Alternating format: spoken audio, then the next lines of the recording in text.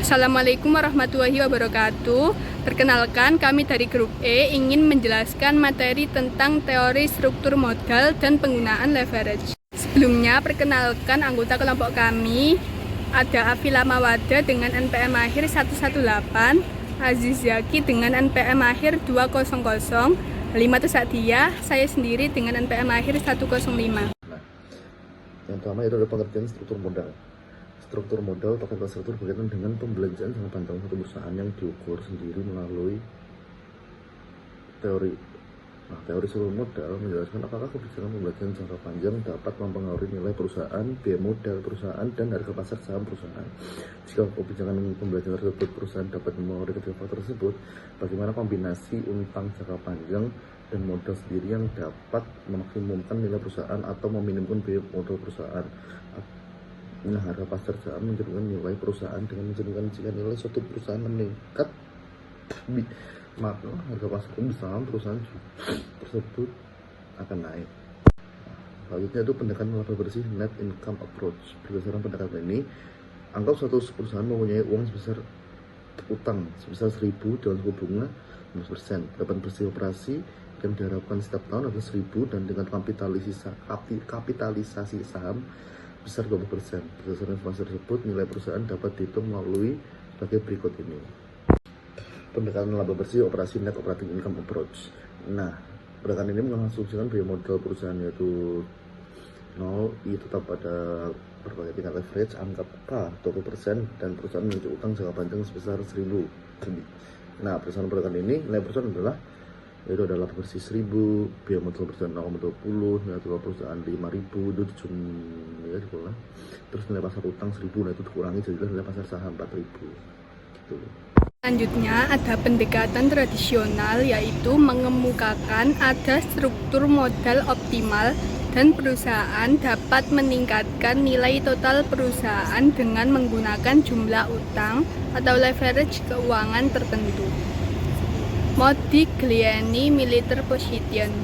Nilai total perusahaan tidak dipengaruhi oleh struktur modal perusahaan, melainkan dipengaruhi oleh investasi yang dilakukan oleh perusahaan dan kemampuan perusahaan untuk menghasilkan laba. Proses arbitrage terjadi jika ada dua perusahaan yang identik dengan segala aspek, kecuali struktur modalnya yang berbeda. Pajak dan struktur modal. Pajak pendapatan perusahaan. Manfaat penggunaan utang bagi perusahaan kalau ada pajak adalah biaya bunga dapat dipakai untuk mengurangi pajak. PV tax shield sama dengan T dikali R kali B dibagi R sama dengan T kali B. Selanjutnya ada pajak pendapatan perusahaan dan pajak pendapatan pribadi. Dengan adanya pajak pendapatan pribadi dapat mengurangi manfaat pajak perusahaan sehubungan dengan penggunaan utang. PV tax shield sama dengan 1 dikurangi 1 kurangi T dikali 1 kurangi T dibagi 1 kurangi T dikali B. Selanjutnya, terdapat pengaruh biaya kebangkrutan terhadap tingkat pengembalian modal sendiri. Perusahaan yang menggunakan utang mungkin kurang menarik bagi investor. Hal ini disebabkan perusahaan yang menggunakan utang kemungkinan bangkrut lebih besar daripada perusahaan yang tidak punya hutang. Contoh pengaruh biaya kebangkrutan terhadap tingkat pengembalian modal bisa dilihat pada grafik di bawah. Nah, selanjutnya yaitu pengaruh struktur modal terhadap nilai perusahaan jika ada pajak atau biaya kebangkrutan. Yang pertama ada signaling theory, di mana perusahaan yang mampu menghasilkan laba cenderung untuk meningkatkan jumlah utangnya, karena tambahan pembayaran bunga akan diimbangi dengan laba sebelum pajak. Yang kedua ada pecking order theory, di mana contohnya anggap kita sebagai manajer keuangan suatu perusahaan yang membutuhkan dana baru. Manajer menghadapi alternatif antara menerbitkan surat utang atau saham. Pada pembahasan trade-off teori, untuk mengevaluasi alternatif pendanaan didasarkan pada pertimbangan penghematan pajak, biaya kesulitan keuangan, dan biaya keagenan. Kan tetapi, ada satu bahan pertimbangan yang diabaikan, yaitu waktu yang tepat atau timing. Waktu yang dimaksud adalah kapan saatnya yang tepat bagi perusahaan untuk menerbitkan surat utang atau kapan saatnya menerbitkan saham. Selanjutnya yaitu peranan backing order. Nah, peranannya yaitu yang pertama penggunaan pendanaan internal, di mana manajer tidak dapat menggunakan pengetahuan khusus tentang perusahaannya untuk menentukan jika utang yang kurang berisiko mengalami misprice atau terjadi perbedaan harga pasar dengan harga teoritis, karena harga utang ditentukan semata-mata oleh suku bunga pasar. Pada kenyataannya, utang perusahaan dapat mengalami gagal bayar. Dengan demikian, manajer cenderung untuk menerbitkan saham jika sahamnya overload, dan manajer cenderung untuk menerbitkan utang jika surat utangnya juga overload. Nah, yang kedua ini ada menerbitkan sekuritas yang risikonya kecil. Walaupun investor khawatir salah menentukan harga utang dan saham, kekhawatiran investor lebih besar dalam menentukan harga saham. Ditinjau dari sudut pandang investor, utang perusahaan masih memiliki risiko yang relatif kecil dibandingkan dengan saham, karena jika kesulitan keuangan perusahaan dapat dihindari, investor utang masih menerima pendapatan yang tetap. Beberapa implikasi berhubungan dengan packing order teori dibandingkan dengan trade-off teori. 1. Tidak ada target jumlah utang. Berdasarkan trade-off teori, setiap perusahaan menyeimbangkan manfaat utang seperti penghematan pajak dengan biaya utang, seperti biaya kesulitan keuangan. Yang kedua, perusahaan yang menguntungkan menggunakan utang lebih sedikit. Nah, di mana perusahaan menguntungkan akan menghasilkan kas dari dalam perusahaan sehingga mengurangi kebutuhan pendanaan yang berasal dari luar perusahaan. Yang ketiga, perusahaan menyukai kelonggaran finansial. Packing order teori didasarkan atas kesulitan untuk memperoleh pendanaan dengan biaya yang rasional. Masyarakat yang skeptis berpikir suatu saham adalah overvalued jika manajer mencoba untuk menerbitkan saham lebih banyak, sehingga mengakibatkan harga saham akan mengalami penurunan.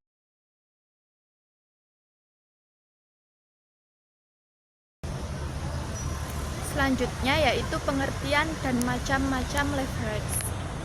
Leverage timbul karena perusahaan dalam operasinya menggunakan aktiva dan sumber daya yang menimbulkan beban tetap bagi perusahaan. Penggunaan aktiva yang menimbulkan beban tetap disebut dengan operating leverage, sedangkan penggunaan dana dengan beban tetap disebut financial leverage. Financial leverage ini ada 3, yaitu yang pertama financial structure, menunjukkan bagaimana perusahaan membelanjai aktivanya. Yang kedua, capital struktur, merupakan bagian dari struktur keuangan yang hanya menyangkut pembelanjaan yang sifatnya permanen atau jangka panjang. Serta yang terakhir adalah leverage factor, merupakan perbandingan antara nilai buku total utang serta total aktiva atau TA, atau perbandingan antar total utang dengan modal E. Selanjutnya yaitu dampak financial leverage terhadap profitabilitas. Kondisi ekonomi buruk, penggunaan utang yang semakin besar akan menurunkan ROE.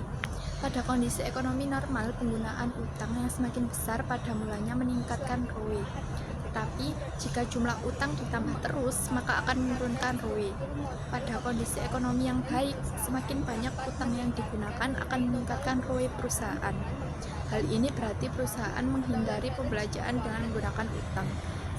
Sebaliknya, dalam kondisi ekonomi yang baik, perusahaan dapat membelanjai kebutuhan dananya dengan menggunakan utang yang sebanyak-banyaknya. Namun jika kondisi ekonomi normal, penggunaan jumlah utang dalam jumlah tertentu akan dapat meningkatkan ROE. Hubungan leverage keuangan dengan ROE pada kondisi ekonomi baik, normal, dan buruk. Perusahaan terus menambah utang akan mengakibatkan suatu bunga akan meningkat, suku bunga akan meningkat, disebabkan risila yang dihadapi kreditur juga naik. Sementara itu, peningkatan penjualan pada kondisi ekonomi normal relatif lebih kecil dibandingkan dengan kondisi ekonomi baik, sehingga kemampuan perusahaan untuk menghasilkan laba bagi pemegang saham juga relatif lebih kecil dibandingkan pada kondisi ekonomi baik. Ketika utang yang digunakan perusahaan melampaui jumlah tertentu, kemanapun perusahaan untuk menghasilkan laba Kemampuan perusahaan untuk menghasilkan laba lebih kecil dibandingkan suku bunga yang dibayar perusahaan. Hubungan antara leverage keuangan dengan ROE pada berbagai kondisi ekonomi. Nah, berikut ini contoh hubungan leverage keuangan pada masing-masing keadaan. Nah, selanjutnya adalah hubungan antara leverage faktor dengan variabilitas ROE.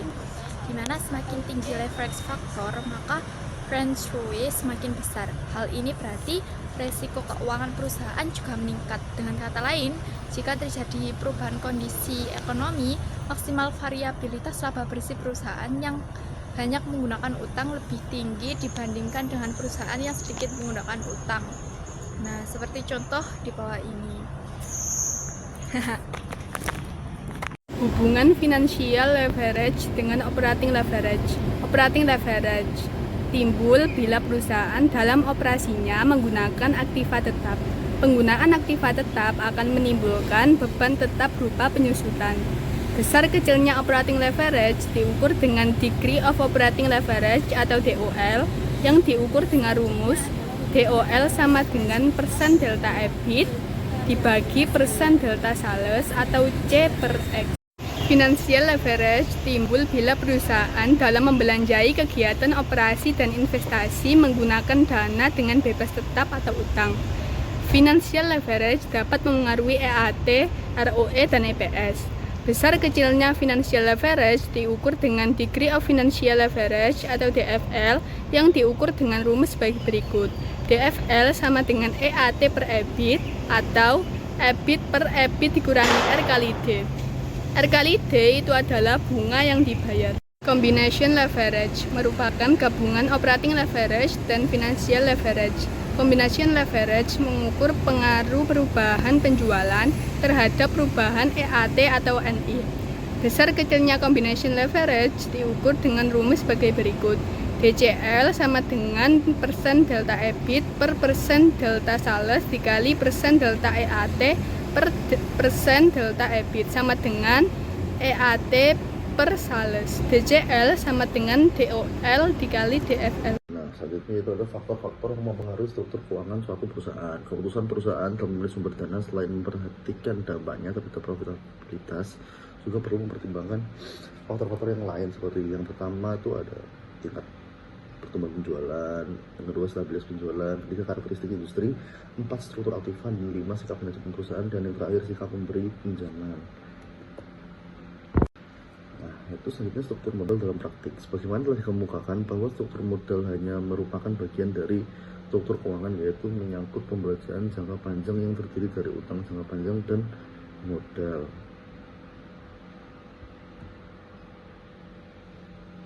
Teori struktur modal menjelaskan bagaimana yang pengaruh struktur modal terhadap nilai perusahaan, biaya modal, dan harga pasar saham. Untuk menjelaskan bagaimana pengaruh struktur modal terhadap nilai perusahaan, secara teoritis kenal berbagai pendekatan. Di antaranya ada pendekatan laba bersih, laba bersih operasi, dan yang terakhir pendekatan tradisional. Namun demikian, karena teori struktur modal tersales harus didukung oleh suatu asumsi yang sangat ketat, maka dalam praktiknya sulit untuk diterapkan USD. Pendekatan yang sering dipergunakan dalam praktik untuk mengevaluasi adalah menganalisis hubungan EBIT atau EBIT dan EPS. Terima kasih atas perhatiannya. Kurang lebihnya mohon maaf. Wassalamualaikum warahmatullahi wabarakatuh.